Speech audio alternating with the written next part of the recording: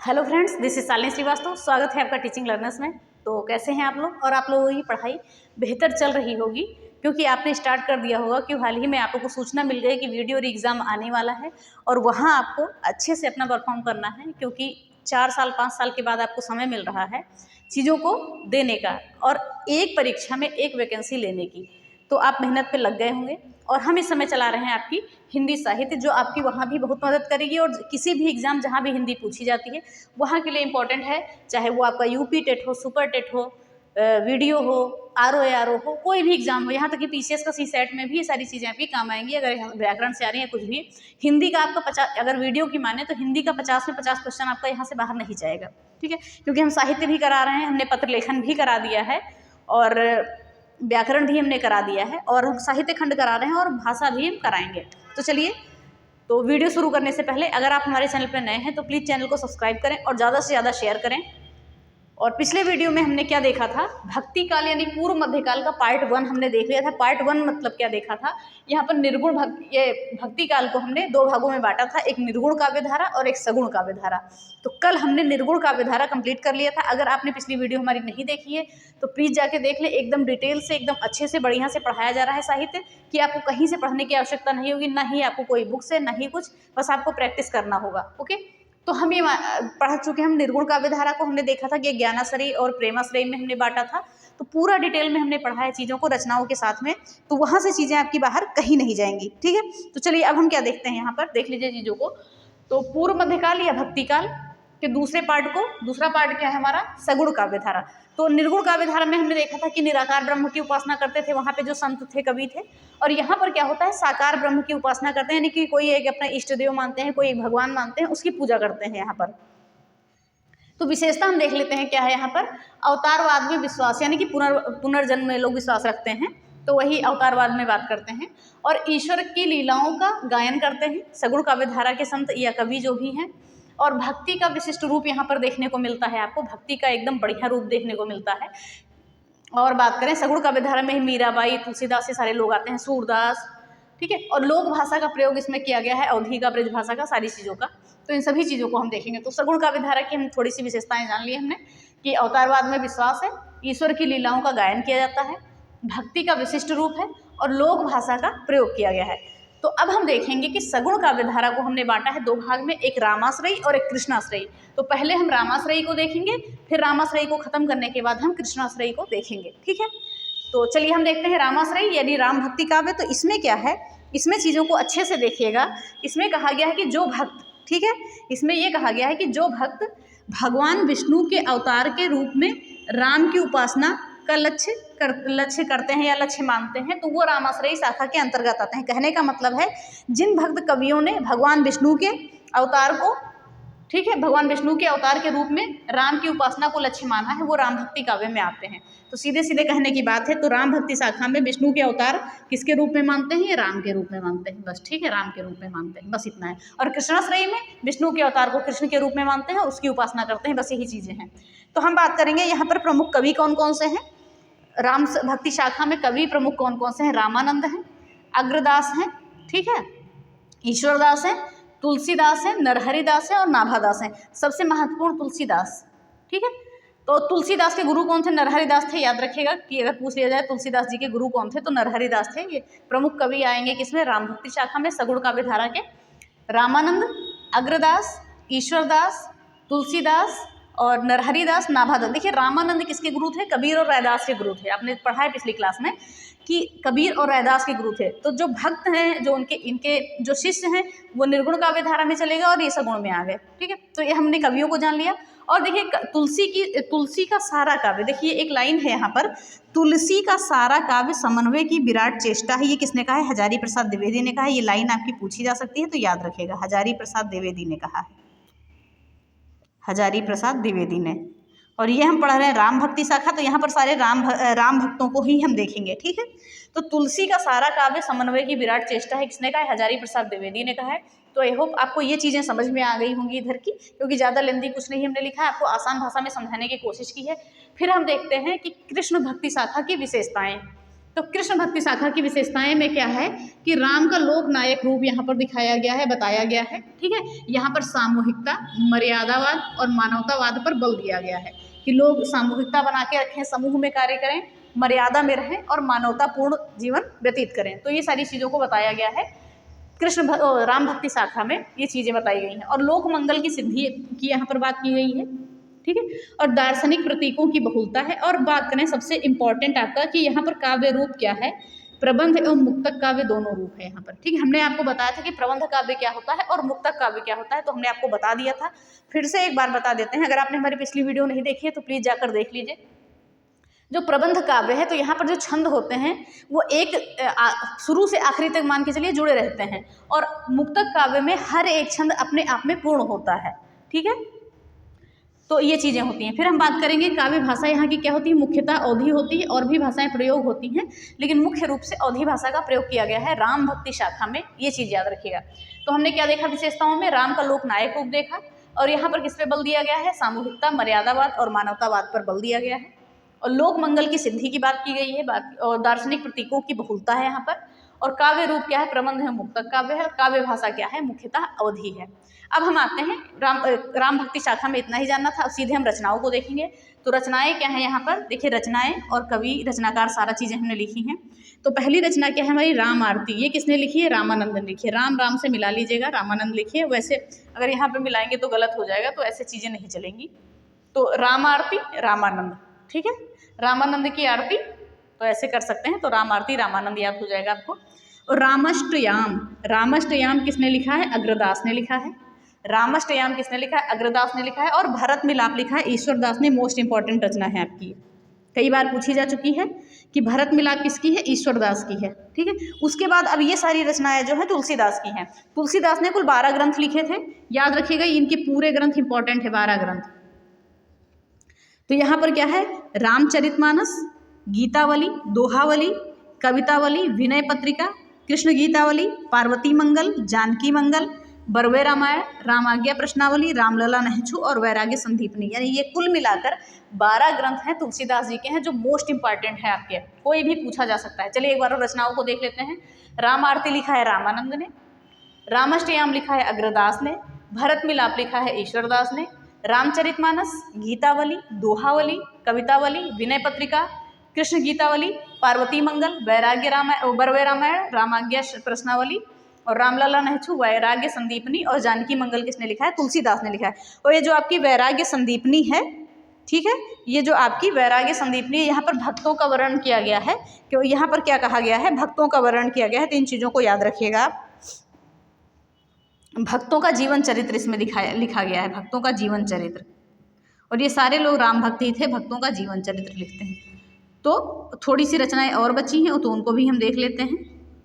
ठीक है, तो थोड़ी सी रचनाएं बची हैं जिनको हम यहाँ पर मिटा के एक ही स्लाइड पे आपका कृष्ण रामाश्रयी शाखा पूरा कंप्लीट कर लेंगे एक ही स्लाइड पे। ठीक है, तो इधर इसको हम मिटा देंगे और इसी पे हम लिख लेते हैं, नहीं तो टाइम लगेगा, लिख के फिर आपको बताते हैं। तो ये चीज़ है कि एक ही स्लाइड पे आपका कंप्लीट हो जाएगा। इसके बाद स्क्रीनशॉट लीजिएगा आप, अभी ले लीजिए एक बार स्क्रीनशॉट, क्योंकि सगुण काव्य धारा आएगा आपका। चलिए अब हम पूरा करते हैं इसको आगे। कुछ रचनाएं जो हमने बची थी हमारी, तो एक रचना है भक्तमाल, ये भी आपकी इंपॉर्टेंट है। भक्तमाल भी इंपॉर्टेंट है, इसे लिखा है नाभादास ने। रामचंद्रिका को लिखा है केशवदास ने। देखिए केशवदास जो है आपके रीति काल में भी आते हैं, लेकिन यह भक्ति काल में भी है। इन्हें कठिन काव्य का प्रेत भी कहा जाता है। तो इन सभी चीज़ों को डिटेल में हम जानेंगे। तो रामचंद्रिका लिखी है केशवदास ने। और बात करें पौरुषे रामायण लिखी है नरहरि दास ने। ये तुलसीदास जी के कौन थे, गुरु थे तुलसीदास जी के। ठीक है, तो ये चीज़ें हैं, ये रचनाएं, सारी रचनाएं आपको महत्वपूर्ण बताई गई हैं। इन सभी रचनाओं को ध्यान से देखिएगा, ओके, ध्यान से रखिएगा, इन रचनाओं को याद करिएगा। भक्तमाल किसने लिखी है, नाभादास ने, इंपॉर्टेंट है। रामचंद्रिका केशवदास ने, कई बार पूछा गया है। पौरुषे रामायण लिखा है नरहरि दास ने। तो ये चीज़ें हो गई आपकी भक्ति काल की। अब देखिए कुछ महत्वपूर्ण चीज़ें हैं जो हम देखिए, रामचरितमानस में कितने कांड होते हैं, 7 कांड होते हैं। ठीक है, रामचरितमानस में 7 महत्वपूर्ण आपकी रचना है तुलसीदास जी की रामचरितमानस। तो रामचरितमानस के 7 कांड होते हैं, तो इनको भी जान लीजिए, कभी कभी पूछ लेता है। रामचरितमानस में कितने कांड होते हैं, 7 कांड होते हैं। कौन कौन सा, पहला कांड है बाल कांड, अयोध्या कांड, अरण्य कांड। देखिए अरण्य कांड क्या होता है, जंगल कांड होता है। अरण्य मतलब जंगल होता है, ठीक है। और ये किष्किंधा कांड, किष्किंधा कांड यहाँ से सुग्रीव, बाली और ये सारे लोग मिले थे।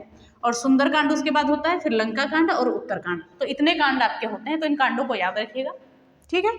तो ये सारे कांड आपको इंपॉर्टेंट है, याद रखने। 7 कांड होते हैं रामचरितमानस में, बाल कांड, अयोध्या कांड, अरण्यक कांड, किष्किंधा कांड, सुंदर कांड, लंका कांड और उत्तरकांड। ठीक है, तो ये चीजें हो गई।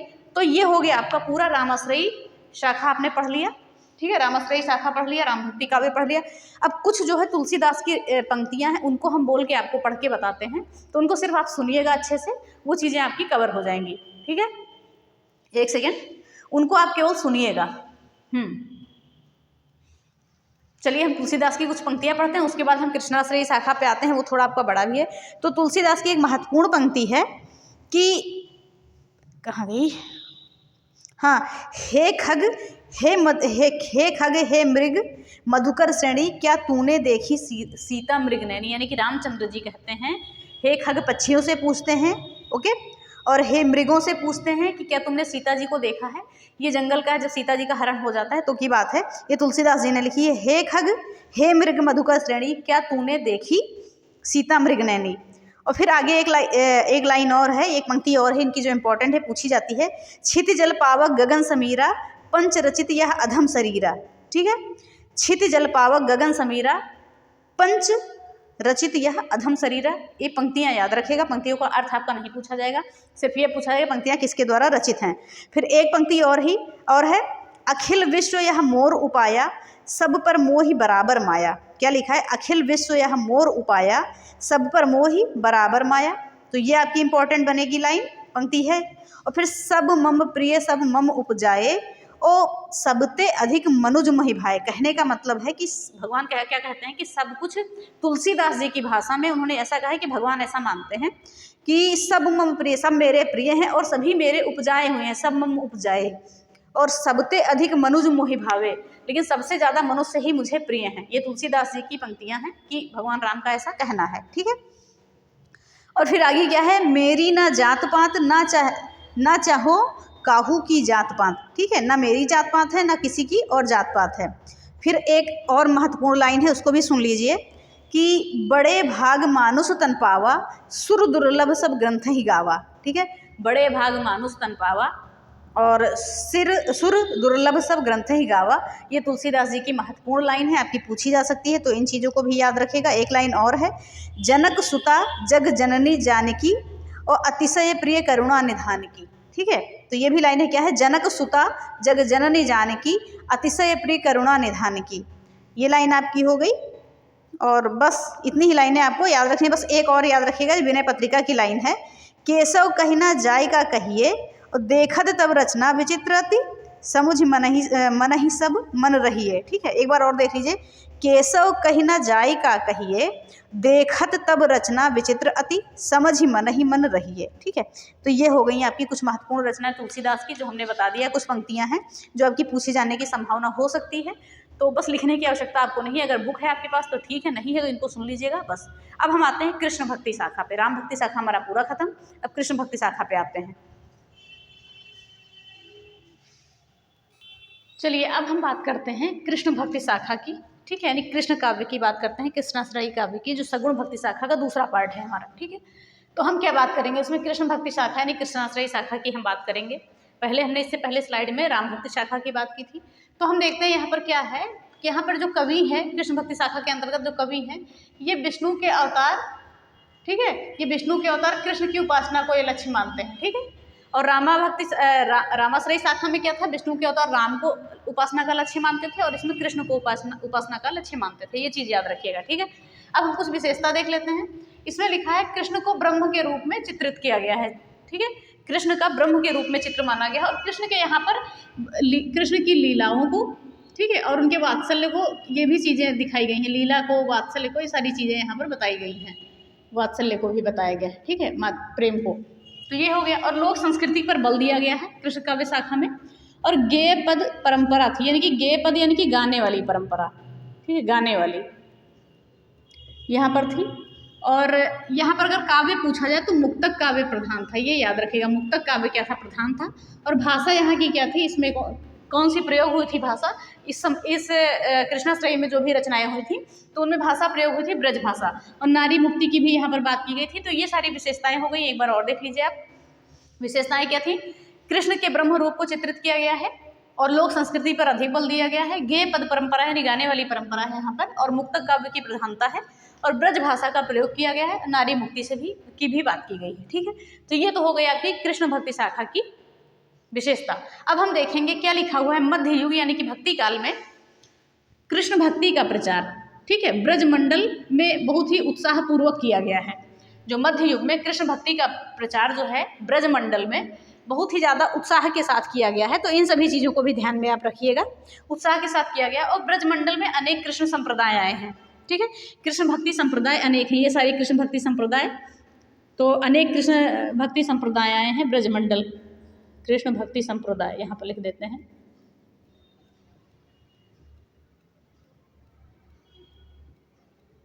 ओके, तो फिर से एक बार बता देते हैं कि मध्य युग में कृष्ण भक्ति का प्रचार ब्रजमंडल में बड़े उत्साह के साथ किया गया। और ब्रजमंडल में क्या है कि इसके अंतर्गत कई कृष्ण भक्ति संप्रदाय थे, जैसे बल्लभ संप्रदाय, निम्बार्क संप्रदाय, राधा बल्लभ संप्रदाय, हरिदासी संप्रदाय और चैतन्य यानी गौड़ीय। जो हरिदासी संप्रदाय है ये सखी संप्रदाय भी इसको बोलते हैं, सखी संप्रदाय, ये याद रखिएगा, ये भी इंपॉर्टेंट बन सकता है आपके लिए। ठीक है, हरिदासी संप्रदाय कौन सा था, इसको हम सखी संप्रदाय भी बोलते थे। ठीक है, और चैतन्य को गौड़ीय संप्रदाय, बल्लभ निम्बार्क और राधा बल्लभ ये सारे क्या थे, संप्रदाय थे। कैसे, कृष्ण भक्ति संप्रदाय थे। ठीक है, और इनमें से जो सबसे प्रमुख संप्रदाय था ये बल्लभ संप्रदाय था। हम इसी के बारे में यहाँ पर पढ़ेंगे, ज़्यादा कुछ नहीं पढ़ेंगे। ठीक है, जहाँ से आपके क्वेश्चन बनते हैं उन्हीं चीज़ों को हम पढ़ेंगे। तो यहाँ बात करें कि प्रवर्तक कौन थे बल्लभ संप्रदाय के, तो वल्लभाचार्य नाम से ही स्पष्ट है कि आपको याद करने की आवश्यकता नहीं है यहाँ पर। और बल्लभ संप्रदाय का जो दार्शनिक सिद्धांत था ये शुद्धाद्वैत कहलाया। ठीक है, शुद्धाद्वैत कहलाया, यहाँ पर कहलाया भी लिख देते हैं, अगर आप स्क्रीनशॉट लेंगे तो पूरा आ जाएगा। और जो साधना का मार्ग है ये पुष्टि मार्ग कहलाया। क्या है, साधना का मार्ग जो है ये क्या कहलाया, पुष्टि मार्ग कहलाया। और बात करेंगे पुष्टि मार्ग का आधार ग्रंथ क्या था, भागवत था। ठीक है, पुष्टि मार्ग का अगर आधार ग्रंथ की बात करें, आधार ग्रंथ, तो ये क्या था आपका, भागवत था, श्रीमद् भागवत। ये 18 पुराणों में से एक है। ठीक है, भागवत जिसको हम बात कर सकते हैं श्रीमद् भागवत कह सकते हैं। तो साधना मार्ग में है, वो साधना मार्ग क्या कहलाया, पुष्टि मार्ग कहलाया। और पुष्टि मार्ग का आधार ग्रंथ क्या कहलाया, भागवत कहलाया, यानी कि श्रीमद् भागवत। यहाँ लिख देंगे Shrimad Bhagwat. Okay, I hope आपको समझ में आ रहा होगा, क्योंकि चीज़ें देखिए जब आप साहित्य पढ़ रहे हैं जो चीज़ें आपने अभी तक नहीं पढ़ी है तो चीज़ें आपको थोड़ी सी टफ लगेंगी, तो उन चीज़ों को आप ध्यान में रखिएगा। ठीक है, लेकिन जो आप पढ़ेंगे वो एकदम सॉलिड पढ़ेंगे, ऐसा आपको कंटेंट कहीं नहीं मिलेगा, ये बात आप याद रखिएगा। अब चाहे आप ये मानिए कि हम अपनी तारीफ कर रहे हैं, चाहे जो भी मानिए, लेकिन जो है वो है। ठीक है, चलिए ठीक है, आगे देखते हैं क्या है। यहाँ पर आधार ग्रंथ इसका भागवत माना गया है, श्रीमद् भागवत जिसे हम कहते हैं। और 18 पुराणों में से एक पुराण है, कौन सा, भागवत। ठीक है, तो ये हो गया कि मध्य युग में कृष्ण भक्ति में अनेक कृष्ण भक्ति संप्रदाय थे, जैसे बल्लभ संप्रदाय, निम्बार्क, राधा बल्लभ, हरिदासी और चैतन्य संप्रदाय। और प्रमुख संप्रदाय कौन सा था, बल्लभ संप्रदाय था, और इसके प्रवर्तक वल्लभाचार्य। और बल्लभ जो संप्रदाय था इसका दार्शनिक सिद्धांत था शुद्धाद्वैत कहलाया। और साधना मार्ग पुष्टि मार्ग कहलाया। और पुष्टि मार्ग का आधार ग्रंथ क्या कहलाया, भागवत कहलाया। तो ये चीज़ें आपकी यहाँ पर से क्लियर हो गई। अब बात करेंगे वल्लभाचार्य जो थे, इनके प्रमुख शिष्य कितने थे, 4 थे। ठीक है, वल्लभाचार्य के प्रमुख शिष्य कितने थे, 4 थे। कौन कौन से थे, एक ध्यान रखिएगा, सूरदास, कुंभन दास, परमानंद दास और कृष्णदास। और फिर बात करेंगे यहाँ पर विट्ठलनाथ। आप सोचेंगे आप कहाँ से आए, तो विट्ठलनाथ क्या थे, इनके पुत्र थे, किसके, वल्लभाचार्य के पुत्र थे विट्ठलनाथ। इनके भी प्रमुख शिष्य कितने थे, 4 शिष्य थे। कौन कौन से, छीत स्वामी, गीत गोविंद दास, चतुर्भुज दास और नंददास। ठीक है, तो इन 8 के नाम आपको याद रखने हैं। आप सोचिए, आप 8 नाम आपको क्यों याद रखने हैं, किस लिए याद रखने हैं, तो क्या है, ये जो 8 लोग हैं ये अष्टछाप कवि में आते हैं। ठीक है, तो पहले हम कुछ चीज़ों की बात करेंगे, फिर हम बात करेंगे।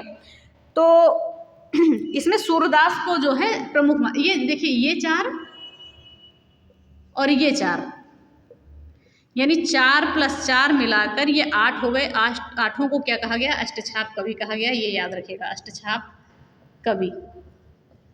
ठीक है, अष्टछाप कवि है, ये बहुत इंपॉर्टेंट है, सारे नाम याद रखिएगा। सूरदास, कुंभन दास, परमानंद दास, कृष्णदास, छीत स्वामी, गोविंद दास, चतुर्भुज दास, नंददास, ये क्या है, अष्टछाप कवि हैं।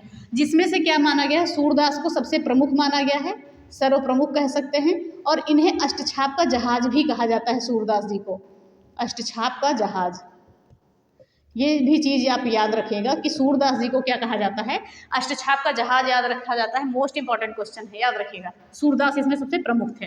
तो 8 अष्टछाप कवि में कौन कौन आए? ये अष्टछाप कवि थे, याद रखिएगा, ये पूरा अष्टछाप कवि है, यहाँ पर लिख सकते हैं हम अष्टछाप कवि, ऊपर लिख नहीं जा रहा है, अष्टछाप कवि नाम इंपॉर्टेंट है, पूछ लेता है, और जहाँ आपको ये वल्लभाचार्य और विट्ठलनाथ यहाँ ऑप्शन में दे देता है, बस आपका गलत हो जाता है, ठीक। तो सूरदास, कुंभनदास, परमानंद दास, कृष्णदास, छीत स्वामी, गोविंद दास, चतुर्भुज दास, नंददास, ये 8 लोग क्या थे? ये 8 लोग क्या थे? अष्टछाप कवि थे, ठीक है। और अष्टछाप की स्थापना की बात करें, विट्ठलनाथ ने की थी, कब की थी? 1565 में। और अष्टछाप की स्थापना की थी, अष्टछाप की स्थापना हुई थी 1565 में, ये भी चीज़ याद रखिएगा, स्थापना 1565 में। आप स्क्रीनशॉट इसका चाहे ले लीजिएगा। तो ये चीज़ें हो गई। अब आपकी रचनाएं बची हैं कृष्ण भक्ति शाखा की, तो उसकी रचनाएं भी हम देख लेते हैं। बस अष्टछाप कवियों को याद रखेगा, सूरदास, कुंभनदास, परमानंद दास, कृष्णदास, छीत स्वामी, गोविंद दास, चतुर्भुज दास, नंददास, अष्टछाप कवि है, मोस्ट इंपॉर्टेंट है, पूछे जाते हैं और बीच में ये दोनों में से एक नाम डाल देता है, बस आप कंफ्यूज हो जाते हैं, ठीक है। अब हम रचनाओं को देखेंगे। कृष्ण भक्ति शाखा में आप समझ गए हैं, सारी चीज़ें हैं। चलिए हम रचनाओं को देखते हैं, बस खत्म करते हैं क्लास को। चलिए अंत में हम रचनाओं को देख लेते हैं, कृष्ण भक्ति शाखा की रचनाओं को। जो महत्वपूर्ण रचना है, जो हमेशा एग्जाम में पूछी जाती है, हम वही रचनाओं को लेकर आए हैं। तो आप देखिए यहाँ पर क्या है, जो मोस्ट इंपॉर्टेंट रचना है। देखिए इसको रचना देखने से पहले एक चीज़ हम ये देख लेते हैं, जो हमने संप्रदाय निरपेक्षता लिखा है, तो इसके कहने का मतलब है, जो भक्ति काल में है, जो कृष्ण भक्ति शाखा है, वहाँ पर संप्रदाय निरपेक्षता भी पाई जाती है, ठीक है। यानी कि कहने का मतलब है कि किसी भी संप्रदाय से जुड़ा होना कोई जरूरी नहीं है। जैसे मीराबाई और सूरदास ये किसी भी संप्रदाय से नहीं जुड़े हुए थे, ठीक है। जैसे मान सकते हैं मीराबाई और सूरदास, तो ये कह सकते हैं कि कृष्ण भक्ति शाखा में, ठीक है, क्या संप्रदाय निरपेक्षता भी पाई जाती है। कोई जरूरी नहीं कि आप किसी संप्रदाय से ही जुड़े हों, ठीक है। तो ये सारी चीज़ें हुई। चलिए अब हम देखते हैं रचनाओं को। तो रचनाओं में हमने क्या देखा? सूरसागर देखा, महत्वपूर्ण कवि हैं इसमें सूरदास हैं, ठीक है, कृष्ण भक्ति शाखा के। सूरसागर, सूरसारावली, साहित्य लहरी और भ्रमर गीत हमेशा पूछी जाती है, इंपॉर्टेंट है। सूरसागर, सूरसारावली, साहित्य लहरी, भ्रमर गीत सूरदास जी की हमेशा एग्जाम में आपकी पूछी ही जाती है, कोई भी एग्जाम हो। फुटकल पद लिखा है कुंभल दास ने, इंपॉर्टेंट बन सकती है। परमानंद सागर नाम से स्पष्ट है, परमानंद दास ने लिखी है। द्वादश यशा लिखी है चतुर्भुज दास ने, ठीक है। और रास पंचाध्यायी हमेशा पूछी जाती है, नंददास ने लिखे, इंपॉर्टेंट रचना है, और ये भी इंपॉर्टेंट है आपकी, बहुत इंपॉर्टेंट है। अब देखिए मीराबाई जी का, नरसिंह जी का मायरा, राग सोरठा, राग गोविंद, देखिए राग गोविंद है और एक गीत गोविंद है, ठीक है। तो यहाँ गीत गोविंद से कंफ्यूज मत होइएगा। गीत गोविंद का टीका, जो एक केवल रचना है गीत गोविंद, उसे जयदेव ने लिखा है, यहाँ पर लिख देते हैं। जो गीत गोविंद एक रचना है उसे जयदेव ने लिखा है, तो इसे कंपेयर मत करिएगा, गीत गोविंद लिखा है जयदेव ने, ठीक है। तो ये अलग की रचना है, इसे जयदेव ने लिखा है, तो यहाँ पे कंफ्यूज मत होइएगा। नरसिंह जी का मायरा मीराबाई, राग सोरठा, राग गोविंद, गीत गोविंद का टीका है पूरा, ये मीराबाई। तो पूरा इस आधा मत याद करिएगा, पूरा याद करिएगा। प्रेम वाटिका सुजान रसखान, ये किसने लिखा है? रसखान ने लिखा है। और सुदामा चरित किसने लिखा है? नरोत्तम दास, इंपॉर्टेंट रचना है। इसमें सारी रचनाएं आपकी इंपॉर्टेंट है, कोई भी रचना ऐसी नहीं है जो इंपॉर्टेंट ना हो, ठीक है। तो कुछ रचनाओं को एक बार हम और देख लेते हैं। सूरसागर, सूरसारावली, साहित्य लहरी, भ्रमर गीत किसने लिखा है? सूरदास ने लिखा है। फुटकल पद कुंभल दास ने लिखा है। परमानंद सागर परमानंद दास ने लिखा है। द्वादश यशा लिखी है चतुर्भुज दास ने। रास पंचाध्यायी लिखी है नंददास ने। नरसिंह जी का मायरा, राग सोरठा, राग गोविंद, गीत गोविंद का टीका, ये लिखा है मीराबाई ने। और प्रेम वाटिका सुजान रसखान लिखा है रसखान ने। और सुदामा चरित्र लिखा है नरोत्तम दास ने। मोस्ट इंपॉर्टेंट रचनाएं हैं सारी आपकी, ठीक है। तो ये हो गया आपका कंप्लीट भक्ति काल खत्म हो गया, ठीक है। भक्ति काल थोड़ा बड़ा था तो हमने 2 भागों में पढ़ लिया। इससे पहले हमने आदिकाल को बहुत ही अच्छे तरीके से पढ़ा है, उससे पहले भी चीज़ों को हमने अच्छे से पढ़ा है। आगे हम पढ़ेंगे रीतिकाल को, रीतिकाल भी एक ही वीडियो में हमारा कंप्लीट हो जाएगा, तो वो भी हम बहुत ही अच्छे तरीके से पढ़ेंगे। तो ये सारी चीज़ें आप देख लीजिएगा।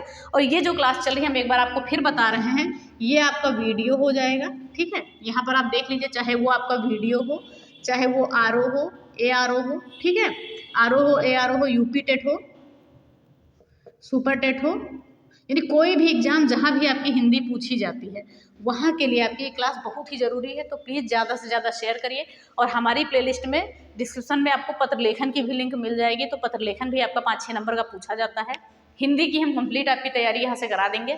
हिंदी का आपका एक से एक कहीं अलग नहीं जाएगा आपका नंबर, ठीक है।